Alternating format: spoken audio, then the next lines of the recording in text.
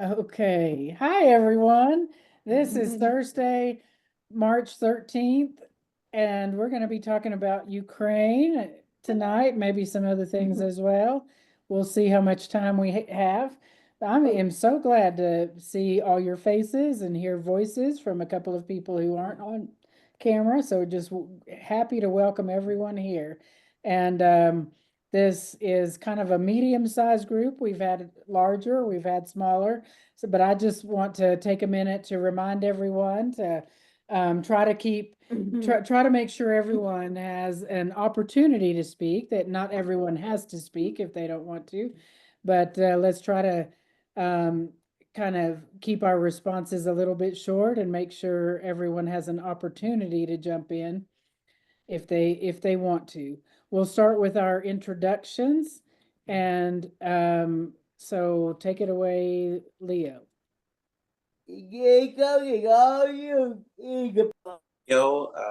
Pronouns are he, him.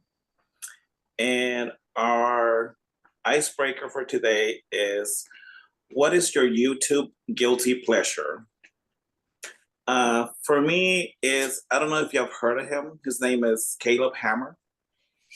He's really spicy. He helps people get their finances in order. He helps couples get their finances in order, cut spending. But he curses a lot on his show. He reprimands them on his show.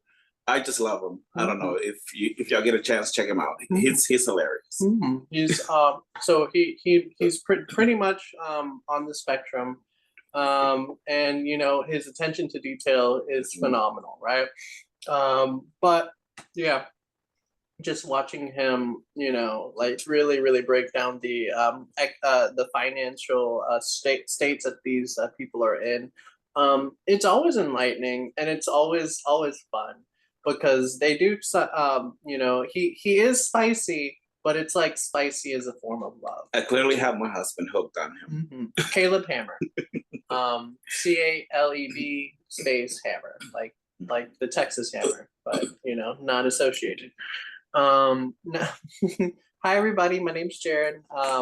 Pronouns he, him, she, her, they, them, z, them, all of the above, right?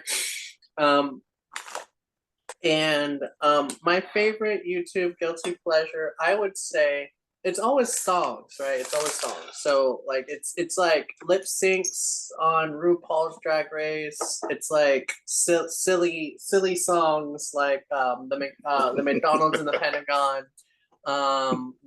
There's a song called the McDonald's, because there's a McDonald's in the Pentagon, right? And so it's like that. That's like a skit that just kind of writes itself, right? Can you imagine? You're just a normal chef, right? And you're flipping burgers, and here are confidential files about the American Republic, right? It's just I usually go to YouTube to unwind and laugh and just delight in something fun and uplifting.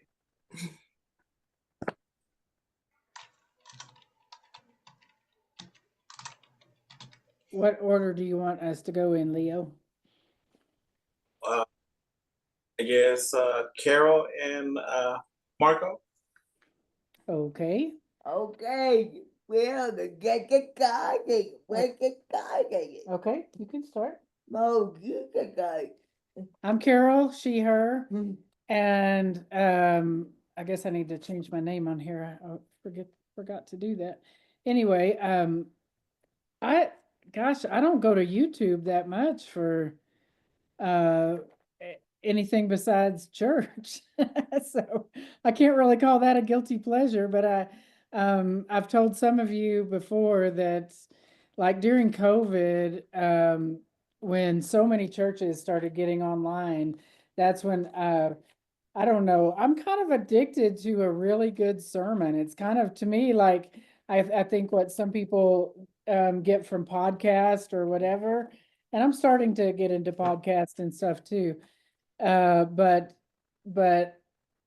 I have all my subscriptions of all my churches, and I mean, there were for a while during COVID, times have changed about when people air their services, but I could do I could do 8 sermons before noon. Oh, And and the other day I kind of went back to that. Sometimes when I really need to hear a positive message, that's just really my go-to. So I also like music and stuff, and I'm trying to learn some new people. I was trying to find the name, but it wasn't on YouTube that I watched it the other day. It was just on a Apple Music. But anyway, Thank you. Yeah, bye. Bye, Michael. Yeah. Oh, cái kia bà lại con kia. Bà mom. so what's your YouTube guilty pleasure? In other words, what do you like to watch on YouTube? You like a big deal? Was that on YouTube? Well, I guess it could be. It might be. There's a old show that he used to like that Stan Lee put on called Who Wants to Be the Next Great Superhero? And that was his favorite show of all times, and we had it on our VCR for a long time back when we had a VCR and had just all these episodes, and I finally found a place to get him a CD of it. Now, now that's all scratched up and everything too, but it was a show where Stan Lee was the single judge and jury, and these people created their own costumes and their own personas, and he would put them through all these different contests, and the winner of the season got to have their character immortalized in a comic book. I love that. Yeah, it's pretty good. But I think they should have had more of a jury panel. I think that I didn't agree with Stan Lee's judging decisions sometimes.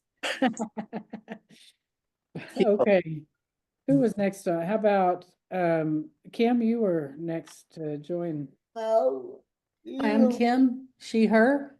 I pretty much only go out to YouTube if I need instructions on how to either put something together or fix something or whatever. So my favorite channel is anyone who puts self-help stuff out there for me. I love it. Nice, that's brilliant. Okay, Craig Puckett. Buddy Craig Puckett. Typically he, him, but any pronouns will do just fine. Oh man, YouTube is like our TV. Like that's what we watch as our main source of television instead of TV, really. So I guess, I don't know that I consider any of these guilty. But I think I have probably two, I guess, if I was forced to name something. One, I like to watch a lot of like interior design, home decor type of stuff on YouTube. One of my favorites is Nick Lewis. He's very snarky, and is not shy about giving his opinions about certain things that he likes and does not like, in the home decor and decorating realm. And the other one that some friends got me into, actually, um, one of our straight friends, who we always joke about, I know, but I swear, like, he's like, in terms of what is like stereotypically gay, I guess he's probably like the gayest one of all of us. Um, so he's a good ally. But he introduced me to Luscious Massacre, who is a drag queen, from South Texas, and I guess originally presented as a drag queen, but is now kind of like more so like presenting as trans. And he will go around to various stores and will drag investigate the store. And just really just like go through the store and just kind of like, I don't know, like tear it down, or give her impressions on what she finds there in the stores. And it's very repetitive. Like she definitely has like an established theme for what she does, but it's so cheesy and so funny. I don't know. I just love her. She's hilarious to me. She'll be like, please join me on this very sad journey as we go to Dee Dee's discounts today. and see if we can find anything for the big girl. So if you want to watch some snarky, cheesy material, you can check out Luscious Massacre on YouTube. How fun. Okay, Mona. I don't really have any guilty pleasures with YouTube. I don't do anything much with it. May look at some church stuff, but other than that, I may look at movies, but it's not really high on my list. Okay. What is high on your list? Just TV in general. I watch a lot of TV, watch a lot of movies. So, Nice.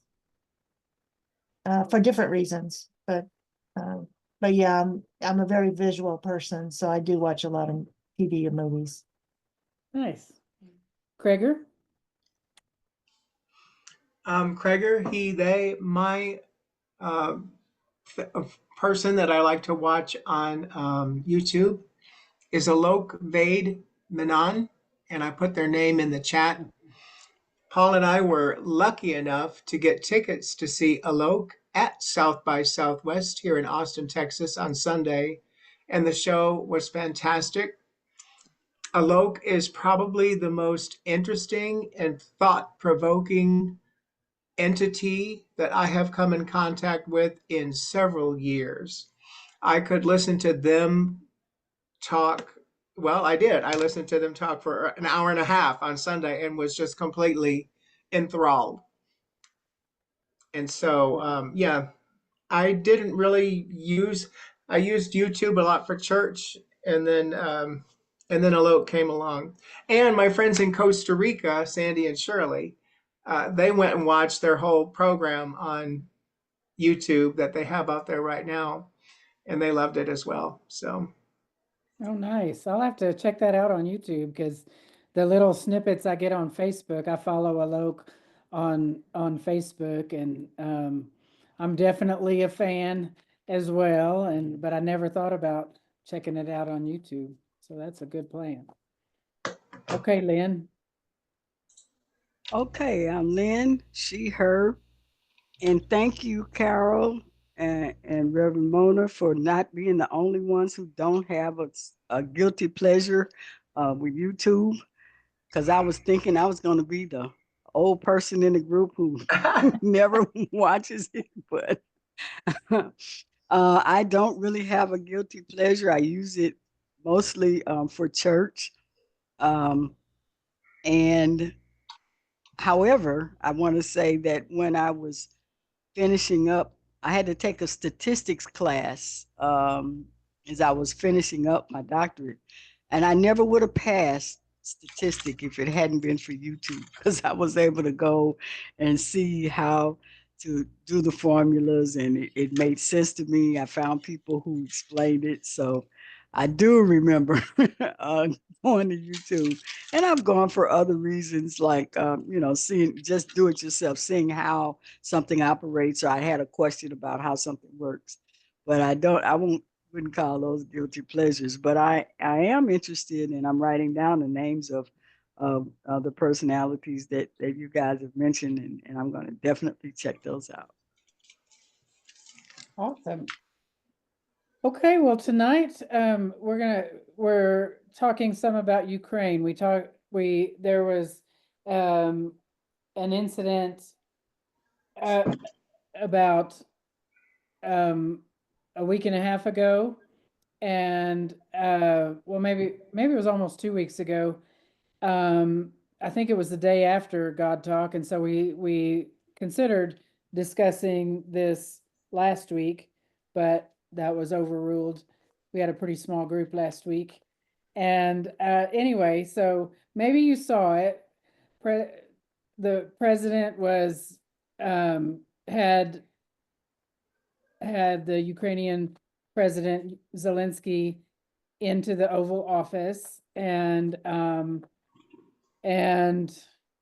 what can I say about it? It was I think pretty horrifying. In my opinion, my brother had texted me that about midday and just said, I think just don't turn your news off tonight, because I think this might be the worst incident that happened since World War II. And I think the implications are huge. What happened, as I see it, is that Trump tried to, and the other people in the room, everybody in the room really tried to kind of gang up on Zelensky, even to the point of making fun of what he was wearing, and just basically said, you need to express more gratitude to us. I mean, it was just, and he started throwing around a bunch of numbers that were incorrect, saying this is how many, billions of dollars we've given in aid, and this and that, and you need to be more grateful to us, and you need to sign this agreement so we can have mineral rights in your country. And basically, Zelensky didn't seem to be allowed to get a word in edgewise. And he left, and then he gave a very gracious, I do want to express my gratitude kind of a response. I think he's a pretty beautiful human being and very brave. And then there was lots of response from many different sectors. My favorite, of course, was Saturday Night Live. How many of you saw the Saturday Night Live skit about that?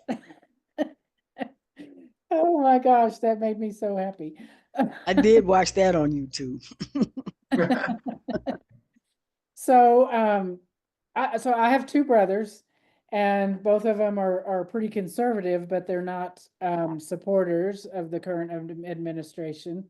And so my brother Max is the one who had texted me and told me about it, and my brother Chris sat down that evening and wrote a letter to his Congress people, and he lives in Kentucky.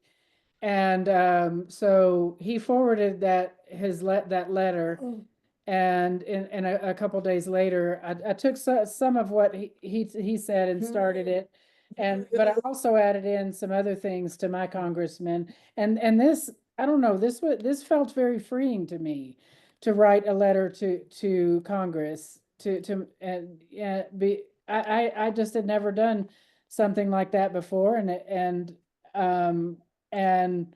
it wasn't as difficult to figure out how to send it to them as I thought it would be. And I got just automated responses from 2 out of the 3 so far. But anyway, it felt very empowering to do something about something I saw politically. Some of the issues that I think are at stake is certainly not just embarrassment, but that let me give you a little bit of the history as I understand it, and somebody, you can correct me if I'm wrong. But I did check it with AI before I sent these letters. So in 1994, the Budapest agreements, that's not the right word. There was Ukraine at one point had been the third in leadership in nuclear arms in the world. And in 1994, they agreed to disarmament with the promise that the US, the UK, and the European Union, or what's now called the European Union, would protect them and make sure that they weren't invaded. And then, of course, Russia invaded twice since then, and it's been devastating. And so this not only felt like we were breaking a promise, that the U.S. was breaking a promise, and doing so in a very uninformed way, and in just the most embarrassing way I can even imagine the White House acting. I mean, even all that misinformation and just acting like an abuser. It was just there were lots of things posted on the misinformation, on the way it's kind of like, treat him bad, beat you down, and then say, you got to say thank you to us and nobody else is going to love you. That kind of abuser type behavior. It seemed like what was going on in the White House between the countries. That's how it seemed to me. So that's what I addressed in my letter, and I asked the congressman to try to use whatever power they had to make sure that that our country kept its promises and kept our allies closer than our enemies, to not, because I think this really disrupts the geopolitical stability in the entire world. It's a very, very scary thing, I think. So, did anybody catch any mistakes I made? Okay. All right. Tell me your thoughts. Okay, good. I don't know. I mean, what is there to say that hasn't been said? Like, it was such a, I don't know, it was such a wild travesty. Like the comment that you made, I think is completely apropos. It's very like abuser behavior. It's giving like, why do you make me hit you? Like, it really is just so sad to see that show of force in such a, honestly, kind of like pathetic way. It was very like the bully is ganging up on the kid in the cafeteria. And it just felt so pathetically middle school. Um, it was so shameful. It was so shameful. Um, and I think the administration at that particular juncture um, was kind of riding this like chaotic wave, and that really was at the like kind of like the pinnacle or apex of that. Um, and I think they felt very like puffed up, like, oh, look at us, we're so badass. And really, it was just small-minded men doing small-minded things. Yes, yes, but it had some pretty immediate consequences when information and aid were stopped, Okay, guys, and guys. I mean there was some serious increase in loss of life. Marco, we got it. We'll everybody's gonna get a chance to talk. And there was one other point. Okay, I lost it. I'll get back to it. Okay, Jared and Leo. There is one thing that I think needs to be said. So maybe a long time ago, I don't know if anybody remembers this. There was a time when there were people of one race, of the Caucasian race, that expressed forms of racism against the Jewish community. Right? I don't know if anybody remembers anything like that or has any sort of memories about any sort of situations that are connected to that. Zelensky's Jewish. And like, I think it's really important, right, that we make that like observation, because of the fact that whenever you see these supporters of Trump, right, start like digging, right, at Ukrainian citizens and, you know, like Ukraine and Zelensky, and, you know, these things, like the first thing that they looked at was how he's dressed, right? Literally, right? The next thing that they looked at, right, is why didn't you kowtow? Again, like why haven't you said thank you, right? The next thing they started to do was they started to create some sort of hierarchy, right? In the room, right? What when you there's this minute this pitiful form of racism that just looks at physical features, right, um and like uses those small physical features of foreignness, right, and blows them out of proportion and uses that as a form of justification that is so pervasive that it's actually bigger than colorism, right? Like and it's and it happens that there's a lot of people within the movement, no, sorry, the cult 45, that just so happens to have these weird microaggressive tendencies, right? That just so happen to really pay close attention to how you dress, whether or not you respect a hierarchy, which hierarchical figure you respect. And I think it's important that we do bring the discussion of race onto the playing board, because it's wild how many of those microaggressive things that I witnessed in that meeting are things that I've seen in my personal life as a person of color, as a form of discrimination. Right, like it is wild.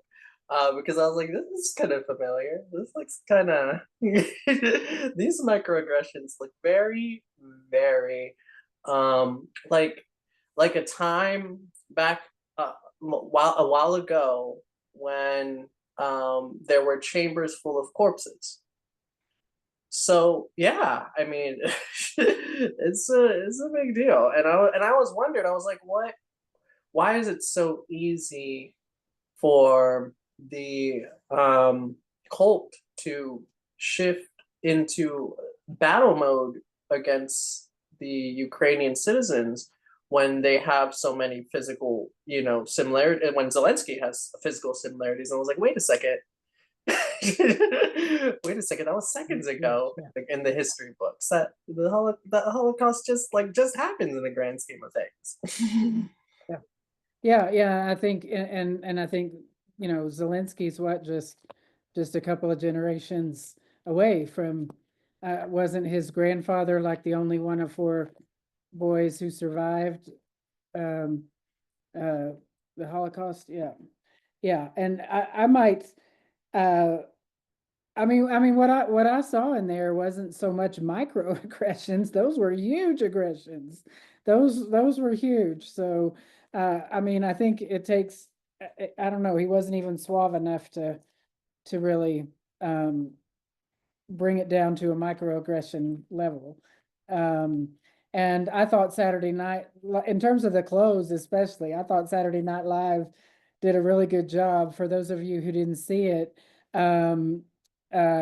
they started making fun of what he was wearing and talking about their wonderful clothes and all of this, and of course Zelensky. Many people have commented since that I mean, that's pretty typical for a leader of a country that's at war to dress in solidarity with the military, which is what he did. But what Saturday Night Live brought it in, they're like, you know, how could you dare come in here in a t-shirt and jeans, and then Elon shows up in his typical garb, and says, what are you guys doing in my office? So I thought that was well played by Saturday Night Live. Lynn? So yes, in addition to the microaggressions and overt, just flat out racist tendencies that the White House resident exhibited, I refuse to call him the president. He is to me the White House resident. He for when he was president before, when he was the White House resident before, remember he asked President Zelensky to find some dirt on then candidate Biden, and Zelensky refused. And eventually, the call that he made, came out, and that was the crux, more or less, of the White House resident's first impeachment. So I really wasn't surprised the way President Zelensky was treated,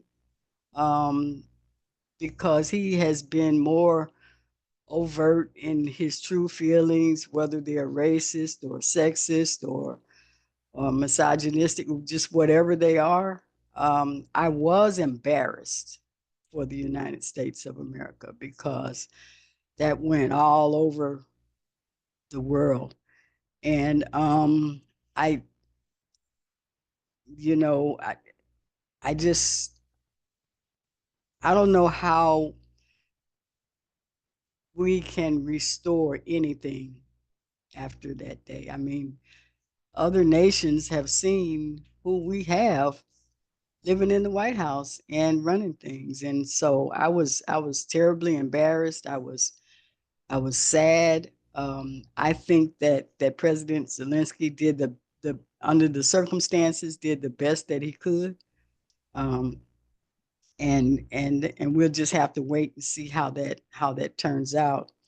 But the thing that came to me as I watched it, I didn't watch it live, but later when I saw it, the verse that came to me is Ephesians 6:12. Again, for we wrestle not against flesh and blood, but against principalities, against powers, against the rulers of the darkness of this world, and against spiritual wickedness in high places.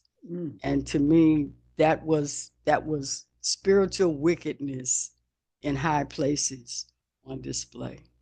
Okay, I'm going to take that word and bring us back to it. What we were talking about last week, we talked about the definition of sin. I don't know, we kind of were all over the place when we were talking about it in terms of,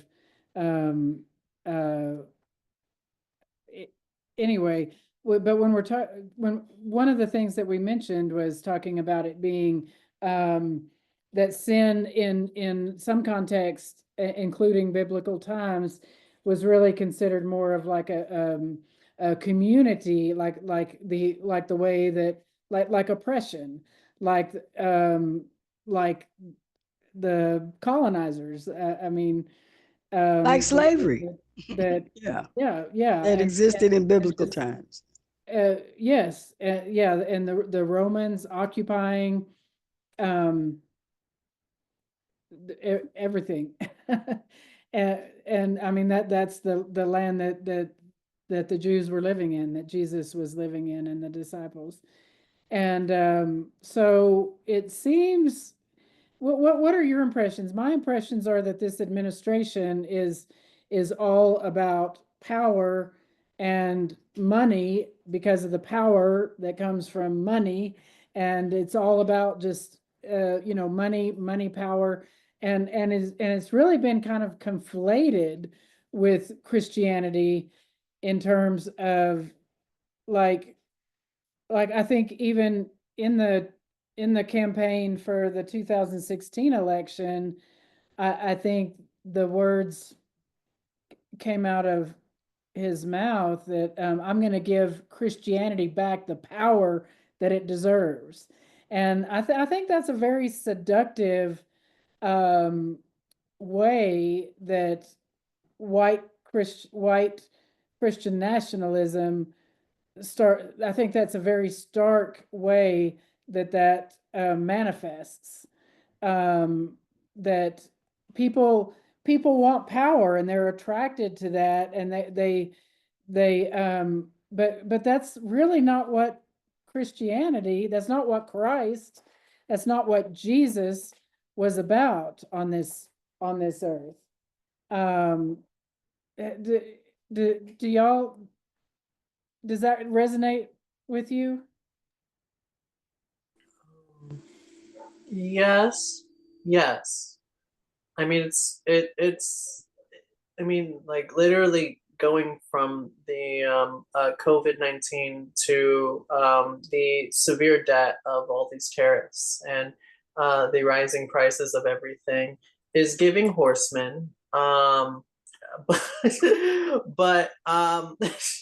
you know, like the it's a really hard time because the actuality of it is this has always been right.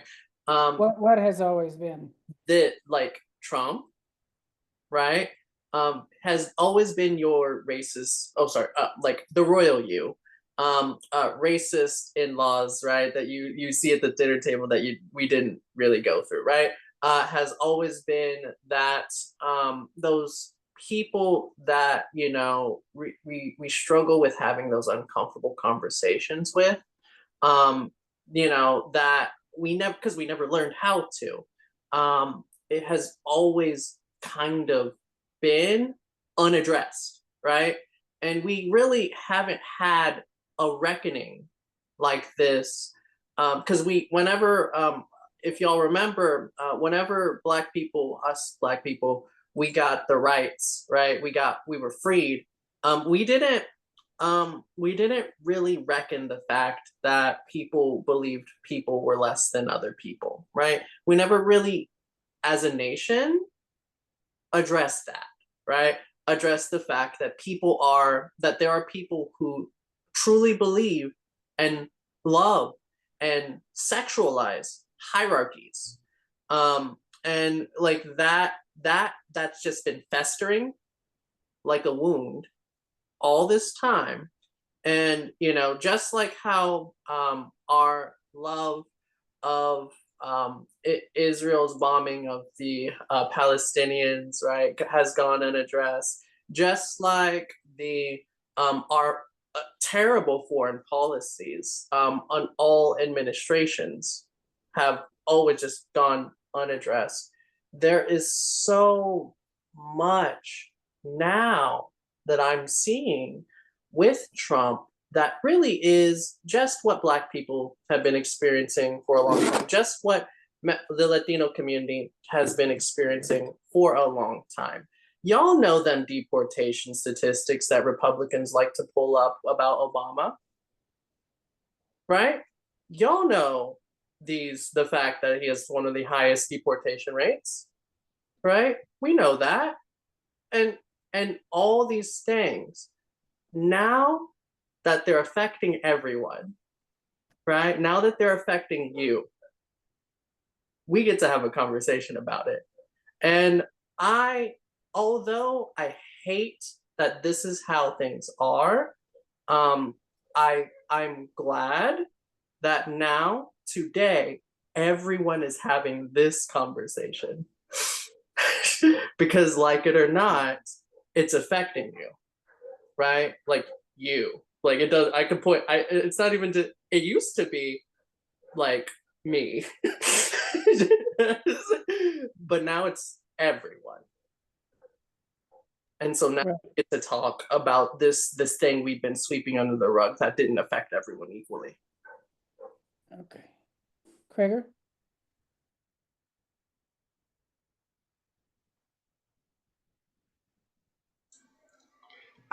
You know, the older I get, the more I realize that in terms of media and information that I have coming in constantly from everywhere, all sources, how much of that is actually true. Um, I don't feel like I have been told the full story about what's going on in Ukraine, because after 3 years and what is it, whatever figure they were tossing out, 190 billion, 320 billion. And so 3 years later, and you see the pictures on the news, a skyscraper has been destroyed and 20 people died, not 2 or 3,000 like died in the Twin Towers, but what is going on? If Russia really wanted to defeat Ukraine in war, they could not have done it by now. Seriously? I mean, who's profiting? Let's follow the money trail, Jared. Who's profiting by this thing dragging on for years, not months? Who's profiting from Gaza? And does Donald Trump have a sliding scale of racial morality? Like, oh, okay, well, a Jew is better than a Palestinian, so we're not gonna support the Jew in Ukraine, but we're gonna support the Israelites against Hamas. So that whole sliding scale. And this is just one of those things that makes me have to go meditate, because I grew up during the Cold War. I remember the 1960s when I remember being in school, like today's kids have to take training on how to avoid a mass shooter in their school. Well, when I was in grade school, we had to do training on what to do when the nuclear bombs started dropping. Duck, hide, all this stuff. And so I don't know. The world is constantly going to hell in a handbasket, and yet somehow humanity wakes up the next day and we're still going. So I don't know. I just think it's part of this whole game of being on this planet, and when we pass and we get back to that place of unconditional love, everyone's, oh, that was so much fun. Let's go again. Well, we're in the last little segment of our hour, and Lynn has had her hand up, and I want to make sure everybody that wants to talk gets a chance. So please put your hand up if you want to talk. And I want to make sure we at least touch on any ideas that anybody has that makes them feel like we can make a difference. And I want to talk about, you talked about the unconditional love, Kreger, and how can we apply that? How can we channel the God of love into this situation? How can we hang on to our faith in love, our faith in the God of love, when there's so many scary things going on? Where is God in this? Lynn, what were you? You had your hand up. Yeah, I just wanted to say, I think to answer your question is, there's just vindictiveness that's just going around, and I'm not sure that there's much that we can do, because this administration is drunk with power. I said that to a couple of friends of mine not long ago. They're just drunk with power, and they are wallowing in their ability to. I mean, I heard the White House resident say, "We are the law." So, in other words, and these attacks on the rule of law, and telling, wanting to impeach judges and all that sort of thing. So, that's it. But to answer your question about suggestions, you said that it made you feel good, that like you're really doing something to write the letter. I wrote letters when the White House resident was in office before, and this time around, as a Black woman, you know how how we have all felt about this, the results of this election. I'm just not inclined to write a whole lot of letters anymore because I won't say it seems useless, but I feel like I have to do some other thing. But write letters. If you haven't done that, it is a freeing exercise. Call your congressman. You don't have to sit down and compose a letter. Call them. They will answer the phone. You might Really? not get, you know, a response, or you. But I have called a couple times and actually, you know, was able to leave a message. So if a person doesn't answer the phone, leave a message. So those are some things to do.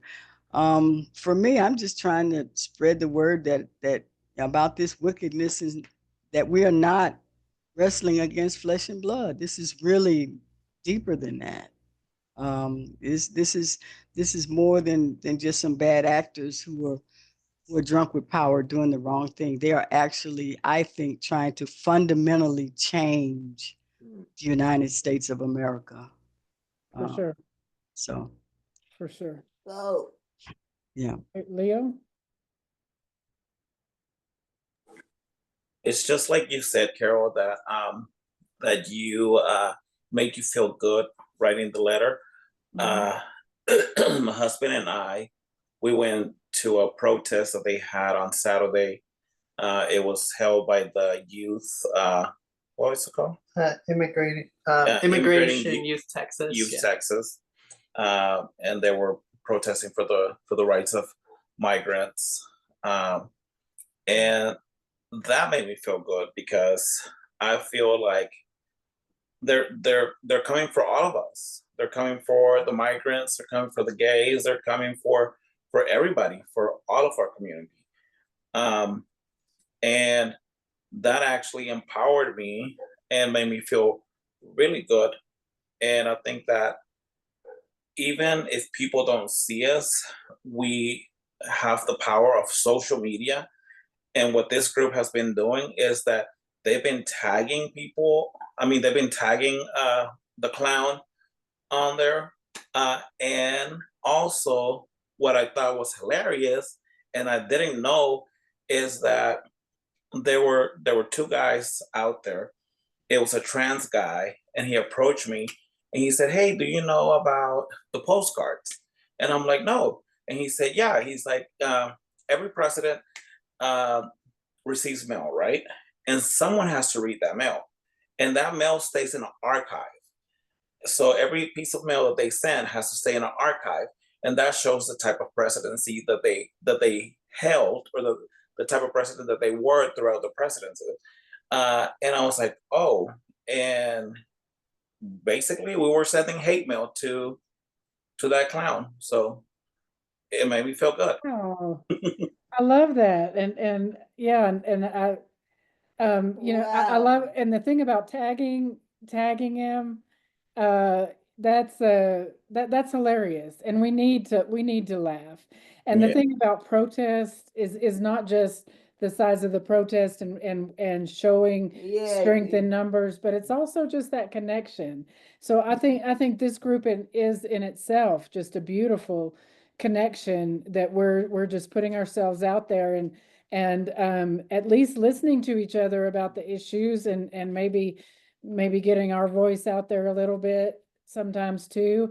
And I just think that's beautiful. We got to hang on to each other. We gotta put our hands together and support each other and everything too. I forgot you mentioned Facebook, and that I did do one other thing too. I have a friend that I've kept for a long time, even though I think we're on different sides of the political spectrum now. We haven't seen each other in decades, but we're still friends on Facebook. And so with a Facebook post that said, "Oh, I see everybody, putting all these um I support Ukraine, so let's flood Facebook with 'I support America' signs." And so I just I thought about it. I didn't have time to respond immediately, but I went back and found that post and just started it with, "Hey, my friend, don't you think that I just really don't believe that those two things are opposing, you know, I just tried to say something diplomatic and not not be a, you know, not just be super confrontational, but say my piece and say why I felt like this was so important. And so I think when we have an opportunity to speak up, especially if it's somebody that we have a relationship with, I hope that that makes a difference. Yes, and protest makes it easier too, because you're doing that more, right? You're Yeah. against the status quo more, and so when the day comes when you have to resist, right? When they're at your workplace telling you what to do, right? And you have to resist, it's easier because you protest a lot. That's true. Craig? Well, first, because we are like towards the end, I just want to give a chance for him or Reverend Mona if there's anything else y'all wanted to just note today. Okay. No, Sorry. I'm okay. I'm okay. You know, it's a sad state of affair. It's bigger than we are, and so there's not too much that I can do about it other than voice and participate in the boycotts has been designated and do my part individually, and